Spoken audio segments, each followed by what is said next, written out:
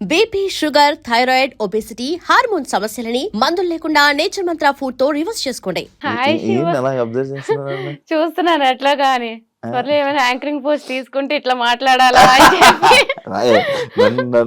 నన్ను చూసి కాపీ కొట్టగా, ఎందుకంటే ఎవడు రాడు గెస్ట్లు. నీకేం అసలు శివ అంటే ఒక్కొక్కరు దడ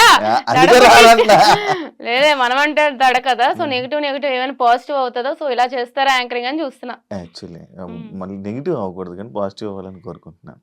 కష్టమే అది. బట్ యా, ఆడియన్స్ ప్రేమిస్తారు కాబట్టి. ఎలా ఉన్నావు? బాగున్నా, నువ్వు ఎలా ఉన్నావు? బానే ఉన్నా. ఫార్మాలిటీ అవసరం అంటావా? ఎలా ఉంది నీ జర్నీ? బిగ్ బాస్ అయిపోయింది, బయట ఇప్పుడు జనాలందరూ శ్రీజాదమ్ము అని పలకరిస్తున్నారు, మాట్లాడుతున్నారు. ఈ ఫేమ్ నువ్వు ఎప్పుడు చూసి ఉండవు నాకు తెలిసి. ఇదంతా ఒక కొత్త, నీకు నాకు తెలిసి ఎన్ని ఒక 28 years ఉంటాయా నీకు?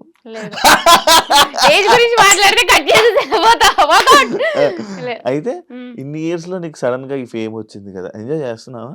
ఎంజాయ్ అంటే ఏం లేదు, నాకు పెద్దగా ఏం అనిపించట్లేదు. ముందు ఎట్లా ఉన్నానో ఇప్పుడు కూడా అట్లానే ఉన్నా. కానీ ఏంటంటే ఇప్పుడు బయటికి వెళ్ళినప్పుడు గుర్తుపడుతున్నారు, ఆబ్వియస్లీ గుర్తుపట్టి సెల్ఫీ ఇవ్వక్క, నువ్వు బాగా ఆడేవక్క అంటే అబ్బా ఫోన్లే హ్యాపీగా ఉంది. అంటే నేను నచ్చలేని వాళ్ళు వచ్చి అయితే నా దగ్గర సెల్ఫీ అడగరు కదా. సో నచ్చిన వాళ్ళు వచ్చి నువ్వు బాగున్నావు అక్క, బాగా ఆడావంటే అబ్బా చాలే అనుకున్నాను అంతే. సో బాగుంది. నచ్చని వాళ్ళు నీ దగ్గర డైరెక్ట్ గా వచ్చి చెప్పారా? లేదు, చెప్పలేదు, అలా చెప్పరు కదా. కానీ ఎవరైనా నీ ముందు ఫోటో దిగకుండా వెళ్ళిపోయిన వాళ్ళు ఉన్నారా?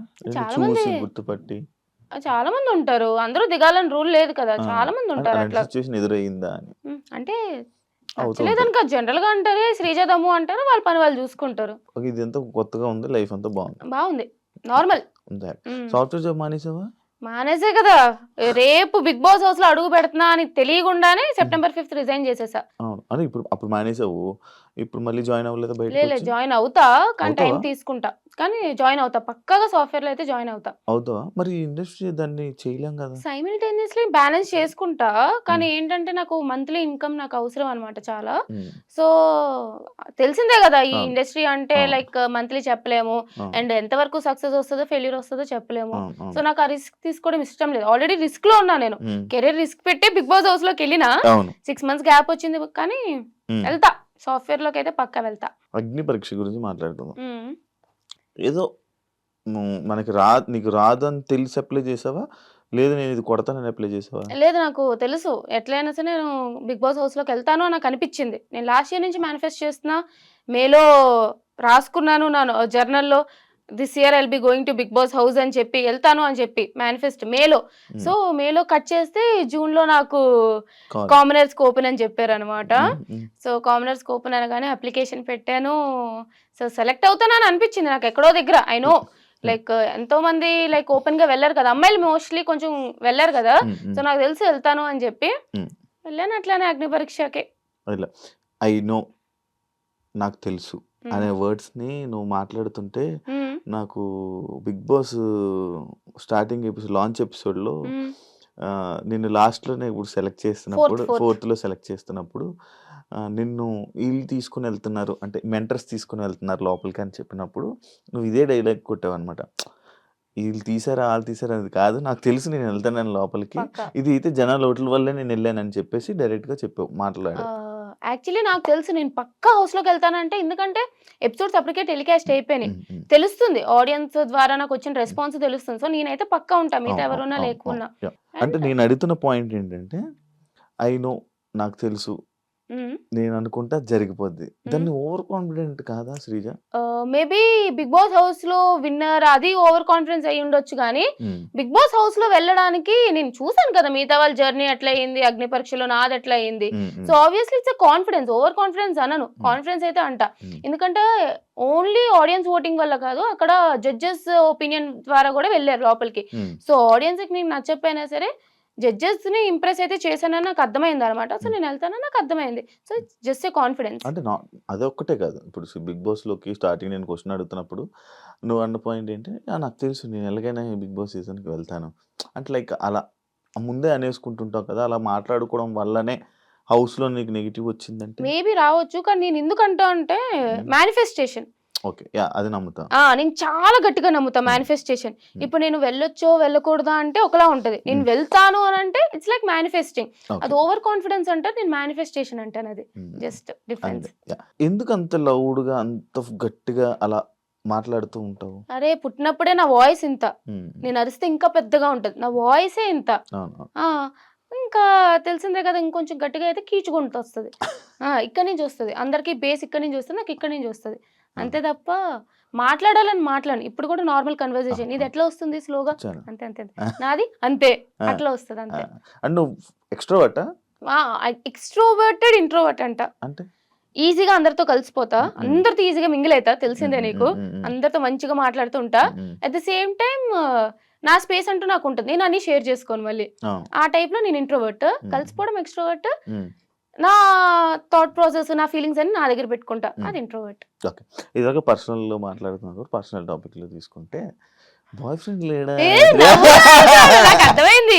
పర్సనల్ టాపిక్ అంటున్నప్పుడే అబ్బా ఏదో పెడతాడు. లేడు, బాయ్ ఫ్రెండ్ లేడు. ఎందుకు? ఏమో సెట్ అవ్వలేదు ఎవరు. నచ్చిన వాళ్ళు రాలేదు. నాకు నచ్చిన వాళ్ళు కనెక్ట్ అవ్వట్లేదు. బేసిక్‌గా అంతే, ఎవరు నచ్చలేదు అనుకో. బట్ ఏందో ఎవరు తగలలేదు మరి. నన్ను ఏం చేయమంటావు? వెయిట్ చేస్తున్నావా సిట్యుయేషన్ కోసం? నాకు జనరల్‌గా లవ్ మ్యారేజ్ ఇష్టం. నీకు. ఓకే. కానీ లవ్వే లేదు. అందుకే పెళ్లి లేదు. చేసుకుంటావా? చేసుకుంటా. ఎప్పుడు? 1, 2, 3 ఇయర్స్ మేబీ. 1, 2, 3 అంటే? నీకెంత వయసు? నాకు 25. నాది 23. నాకు 23 అయితే. వయసు గురించి మనకెందుకులే. అందుకే నేను కూడా అందుకే సైలెంట్ అయిపోయాను. అర్థమైంది. చేసుకుంటా. పెళ్లి చేసుకోవాలి కదా! ఒక తోడు లవ్ కావాలి. మీద ఇంట్రెస్ట్ అవన్నీ ఉన్నాయి. ఉన్నాయి. హ్మ్. కానీ లవరే దొరకట్లేదు. దొరకట్లే. దొరికినోళ్ళని బెదిరించి పంపిస్తావేమో అని భయపడతా. ఫస్ట్ నా దగ్గర రావాలంటే భయపడి రావట్లేదేమో అని నా ఫీలింగ్. ఆ! అంతే అంట. కానీ ఇప్పుడు ఈ మధ్య మెయింటైన్ చేస్తున్నావు కదా! నువ్వు మెయింటైన్ చేసుకుంటున్నావు కదా! మెయింటైన్ ఏముంది? నువ్వు ఒప్పుకో, యాక్సెప్ట్ చేయి. మెయింటైన్ అంటే నేను 4.5 నేను ఆఫీస్‌కి వెళ్ళినప్పుడు కూడా మంచిగా రెడీ అయ్యి వెళ్ళేదాన్ని. 4.5 ఇయర్స్ నుంచి వర్క్ ఫ్రమ్ హోమ్ ఇంట్లోనే. ఒక నైట్ ప్యాంట్, ఒక టీ షర్ట్ వేసుకొని మొత్తం గడిపేసేదాన్ని. సో సడన్ గా ఇండస్ట్రీ అన్నారు. ఆ కంఫర్ట్ నుంచి గమ్మున బయటికి రాలేదన్నమాట. అబ్బాయి ఏముందిలే అని చెప్పి అది తీసుకునేదాన్ని. కానీ ఇండస్ట్రీలో ఉండాలంటే కొంచెమైనా సరే మనకంటూ మనం మంచి డ్రెస్అప్ అయితే ఉండాలి అని చెప్పి అదే స్టార్ట్ చేసిన అంతే. బిగ్ బాస్ నుంచి బయటకు వచ్చాక శ్రీజ దమ్ముకి కొంచెం యాటిట్యూడ్ అనేది పెరిగింది. బిగ్ బాస్ ముందు నుంచి నాకు పొగరు అనుకుంటారా? బిగ్ బాస్ నుంచి బయటకు వచ్చాక ఫేమ్ వచ్చేసింది కదా, మాతో మాట్లాడదు ఇంకా అలా అనుకునే ఫీలింగ్ మీ ఫ్రెండ్స్ లోనే అనుకుంటారు. అంటే అలా ఉంది. లేదు, ఎవ్వరూ అనుకోరు. అనుకోలేదా? మంచిగుంటున్నావా? అందరితోనే ఉంటా. నేను మంచిదానే కదా. అవును, నాకు తెలుసు. పొగరుందా నాకు అసలు? లేదు, నాకు అనిపించలేదు. నాకు ఎప్పుడు లేదు. నీకు అనిపించలేనప్పుడు నా ఫ్రెండ్స్ అసలు. నేను నీది ఒకటి అబ్జర్వ్ చేశా. టీవీ చూస్తూ ఫోన్ నొక్కడం ఏంటది? నాకు అన్ని అన్ని సరే ఇప్పుడు టీవీ చూస్తా సరే, కానీ ఏంటంటే ఫోన్ లో నేను ఏం చేస్తానో తెలుసు కదా. చాటింగ్ చేయను, మెసేజ్లు సాటిస్ఫాక్షన్ వీడియోస్ చూస్తాను, ఏఎస్ఎంఆర్ వీడియోస్, లేదా చెస్ ఆడతాను, లేదా గేమ్స్ ఆడతాను, లేదా నవలు చదువుతా. నాకు మల్టీ టాస్కింగ్ అనమాట అలవాటు అయిపోయింది. ఇప్పుడు జాబ్ చేసేటప్పుడు ఏంటంటే వర్క్ చేస్తూ కోడింగ్ రాస్తూ పక్కన ఏదో ఒకటి చూస్తూ ఉండేదాన్ని. సో అట్లా వాళ్ళు ఎలా అయిందంటే స్క్రీన్ అలవాటు అయింది, కానీ టీవీ చూస్తూ స్క్రీన్ అలవాటు అవ్వాలి. అట్లా మల్టీ టాస్కింగ్. ఎప్పుడు చూడు నా చేతిలో ఫోన్ ఉందంటే ఏ మెసేజ్ చేయను, కాల్ చేయను, కానీ ఏదో ఒకటి చేయాలి ఫోన్. ఇప్పుడు సినిమా థియేటర్కి వెళ్తావు, సినిమా చూస్తావా, ఫోన్కి వెళ్తావా? సినిమా మరి వెళ్ళినాక సినిమా చూడాలి కదా. లైటింగ్ వస్తే పక్కన కొడతారని చెప్పి మొత్తానికి భయంతో నాపుతావు, కానీ లేకపోతే అప్పుడు అక్కడ కూడా ఖచ్చితంగా. అంటే నీకు స్ట్రెస్ లెవెల్స్ ఎక్కువ నీకు? నేను ఎప్పుడైనా కొంచెం అన్కంఫర్టబుల్ సిచ్యువేషన్స్ లో ఉన్నానంటే ఫస్ట్ ఫోన్ పట్టేసుకుంటాను, ఏదో ఒకటి గెలుగుతా అనమాట. అట్లాగా phone is like A distraction అనమాట. సరే ఆ ప్రాబ్లమ్ మనం ఎట్లయినా డిస్ట్రాక్ట్ చేయడానికి ఫోన్ వాడతా. హౌస్, బిగ్ బాస్ హౌస్ గురించి మాట్లాడుకుందాం. హౌస్ లోకి వెళ్ళావు, నేను టాప్ 5 అని ఎక్స్పెక్ట్ చేశా. అలా ఇది ఉంటది, బాగా ఫైట్ చేస్తుంది అని అనుకున్నా. ఎందుకు, ఏమైంది అనుకుంటున్నావు? నీ నెగిటివ్స్ నువ్వే చెప్పు. ఫస్ట్లీ అందరికీ నేను నచ్చాలని రూల్ లేదు. నేను ఎప్పుడు అది యాక్సెప్ట్ చేస్తా. ఇప్పుడు నేను బిగ్ బాస్ హౌస్కి వెళ్ళక ముందు కూడా చాలా ట్రోలింగ్ కమెంట్స్ అంటే నేను మాట్లాడేదాన్ని బట్టి వచ్చేది. సో నేను పెద్ద పట్టించుకోను. బిగ్ బాస్ హౌస్ ఏంటంటే వ్యాస్ట్ నెంబర్ ఆఫ్ ఆడియన్స్ చూస్తారు అండ్ ఫ్యామిలీ ఆడియన్స్ ఉంటారు. అండ్ గట్టిగా మాట్లాడే అమ్మాయి అంటే ఎంత టెక్నాలజీ ఇట్లా అంతా డెవలప్ అయిన మోడర్న్ వరల్డ్కి వచ్చినా సరే ఎవరైనా సరే అమ్మాయి కొంచెం గట్టిగా మాట్లాడిందంటే అందరికీ నచ్చదు. ఇప్పుడు అబ్బాయి అంటే ఇప్పుడు ఎట్లా అంటారంటే he's a stud, he's a alpha male అంటారు. అదే అమ్మాయి సేమ్ అట్లా మాట్లాడింది అంటే ఏందిరా అరుస్తుంది గయ్యాలి అని అంటారు. గయ్యాలి. సో ఫస్ట్ 2 వీక్స్ ఏమైంది అంటే నాకు జనరల్ గానే నా వీడియోస్ చూస్తేనే అర్థమైతే నాకు నార్మల్ గానే ఏదైనా ఇష్యూ ఉంటే మాట్లాడడం అలవాటు. అలాంటిది హౌస్ లో 15 మంది ఉన్నప్పుడు ఏదైనా ఇష్యూ కళ్ళ ముందు చూసినప్పుడు మాట్లాడుకుంటూ ఉండేదాన్ని కాదు, మాట్లాడేసేదాన్ని. అది నాకు నెగిటివ్ అవుతుందా పాజిటివ్ అవుతుందా అని పక్కన పెట్టేసి వాళ్ళ కోసం స్టాండ్ తీసుకొని ఏదో ఒకటి మాట్లాడేదాన్ని. దానివల్ల ఏమైంది అంటే అబ్బా అరుస్తుందిరా, దేనికైనా సరే మధ్యలో దూరిపోతుందిరా, అన్నిటికీ వేలు పెడుతుందిరా అని చెప్పి నెగిటివ్ వచ్చింది. తర్వాత రియలైజ్ అయ్యా, ఓకే నాకు సరే చెప్పేటప్పుడు ఒకేసారి మొత్తం అందరూ నెగిటివ్ వైబ్స్ వస్తున్నాయి అని అన్నప్పుడు ఎందుకంత నెగిటివ్ ఎనర్జీ అందరికి ఇవ్వరామని చెప్పి స్లోగా కామ్ అయ్యాను అంతే. గెలకడం మానేశాను, వాళ్ళ ఇష్టం వాళ్ళు వద్దన్నారు కదా అని చెప్పి. అయితే నువ్వు స్టార్టింగ్ హౌస్లోకి వెళ్ళి నీ ఎలిమినేషన్ అయిపోయినప్పుడు నేను అరే అన్ఫేర్ ఎలిమినేషన్ అని చెప్పి చాలా ఇది చేశాను. దాన్ని అలా ఉంచేసుకోవాల్సింది, మళ్ళీ వైల్డ్ కార్డ్‌కి ఎందుకు వెళ్ళావు? I wish I have stayed. అంటే నేను 5th వీక్‌లో ఎలిమినేట్ అయినాక బయట ఉండిపోవాల్సింది నాకు అనిపించింది. తర్వాత అనిపించింది. బట్ వచ్చిన ప్రతి ఛాన్స్ మిస్ చేసుకోకుండా ఉంటే బెటర్ అని చెప్పి నా ఫీలింగ్. డోర్ కొట్టి వచ్చినప్పుడు ఎందుకు లక్ష్మీదేవి డోర్ కొట్టి వస్తుందంటే వెళ్ళిపో అనకూడదు కదా. సో బిగ్ బాస్ నాకు చాలా ఇష్టం కాబట్టి సరే 5th ఎలిమినేట్ అయిపోయినా. ఐ నో చాలా ఆడియన్స్ నాకు సపోర్ట్ చేశారు. రీఎంట్రీ అంటూనే ఉన్నారు. అంతమంది ఆడియన్స్ రీఎంట్రీ కోరుతున్నప్పుడు వాళ్ళ కోసమే కూడా వెళ్ళాలి కదా అని చెప్పి బిగ్ బాస్ కూడా ఇష్టం కాబట్టి వెళ్ళకుండా ఉండాల్సిన తర్వాత అనిపించింది. మరి వెళ్ళాక మళ్ళీ నెగిటివ్ అయ్యింది అవును కదా. వెళ్ళాక అనవసరంగా అంటే నువ్వు బయటకు వచ్చాక చాలా మంది నీ దగ్గర నుంచి కూడా ఏదో వీడియోలో ఎక్కడో విన్నాను అనుకుంటున్నా, అంటే ఆల్రెడీ బర్నీ గారు వస్తున్నారు కదా మనల్ని తీసుకోరని. అది నువ్వు మాట్లాడావో ఎవరు మాట్లాడారో నాకు తెలియదు, మేబీ రివ్యూవర్స్ మాట్లాడారో లేకపోతే ఎవరు మాట్లాడారో అని తెలియదు. అంటే బర్నీ గారు ఎలాగో వస్తున్నారు కదా, ఇంకా మీకు రాదని తెలుసు కదా, మరి ఎందుకు ఎక్స్పెక్ట్ చేశారు, ఎందుకు వెళ్ళడం? నాకు బర్నీ గారు వస్తున్నారని తెలీదా? అంటే ముందు రోజు నామినేషన్ చేసేసి అందరినీ లగేజ్ పట్టుకొని రమ్మన్నారు అనమాట. ఎవరైతే ఎలిమినేటెడ్ అయ్యారో అందరినీ లగేజ్ పట్టుకొని వెళ్ళినాక ఎవరు వస్తారు ఎవరు రీఎంట్రీ అనేది నెక్స్ట్ డే చెప్తాము మార్నింగ్ అన్నారు. So next day morning 9-10 call చేసి మీరు లగేజ్ తెచ్చుకొని రండి అని అన్నారనమాట. వెళ్ళినాం. నాకు బర్నీ గారు వస్తున్నారని తెలియదు. నేను కార్ ఎక్కే వరకు ఇద్దరిని కలిపి అదే స్టూడియోకి వెళ్ళిపోయాం, రెడీ అయిపోయి ఒక్కదాన్నే అనుకున్నాను అప్పటి వరకు రీఎంట్రీ అనే ఒక్కదాన్నే. మేబీ లైక్ ఆడియన్స్ కోరుకున్నారు కదా అని చెప్పి ఓకే కార్ ఎక్కిన బర్నీ అని ఉన్నారనమాట. అప్పుడు తెలిసింది బర్నీ గారు కూడా వస్తున్నారని. నాకు తెలియదు ఇట్లా ఒక ఆడియన్స్ పోలింగ్ పెడతారు, మళ్ళీ ఇట్లా ఓట్లు పెడతారు, ఈ ప్రాసెస్ అసలు ఏం తెలియదు నాకు. బిఫోర్ బిగ్ బాస్ చూసావా? చూసావా? ఫాలో అవుతావా? ఫాలో అవుతా. ఇదంతా అన్ఎక్స్పెక్టెడ్ నీకు? బర్నీ అని వస్తారని తెలియదు. ఎందుకంటే ఇప్పుడు ప్రియా రావచ్చు, ఎవరైనా రావచ్చు, మేబీ ఏదైనా ఓటింగ్ ప్రాసెస్ అందరికి కలిపి పెడతారేమో అని కూడా అనుకోవచ్చు. బట్ అలా కాకుండా లేకుంటే నీ ఒక్కదానే వెళ్ళాలి, ఎందుకంటే నాకు అన్ఫేర్ అప్పుడు జరిగింది అని చెప్పి ఆడియన్స్ ఫీల్ అయ్యారు కాబట్టి.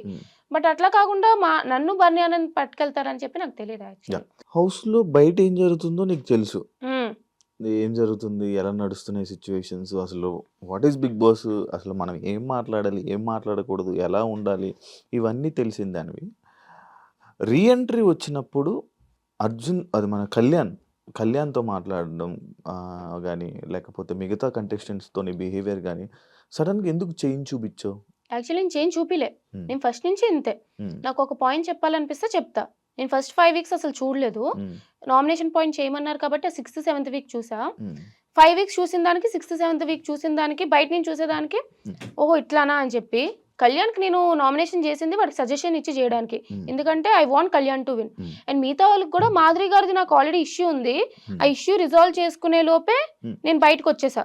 సో అది బిగ్ బాస్ హౌస్ లో ఉన్నది బిగ్ బాస్ హౌస్ లోనే మాట్లాడాలి. ఇప్పుడు బయటకు వచ్చాక మళ్ళీ బిగ్ బాస్ హౌస్ లో ఇలా అన్నావు కదా అలా అన్నావు కదా అని చెప్పి మాట్లాడితే వేస్ట్, తెలిసిందే కదా.